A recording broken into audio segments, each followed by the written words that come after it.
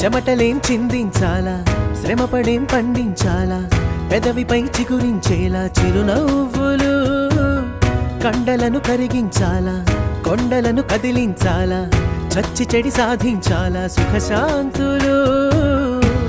మనుషులని పెంచే రుజువు, మమతలను పెంచే ఋతువు, మనసులను తెరిచే హితవు, వందేళ్ళైన వాడని చిరునవ్వు.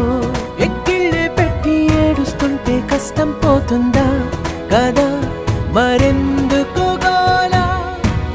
అయ్యయ్యో పాపం అంటే ఏదో లాభం వస్తుందా, వృధా ప్రయా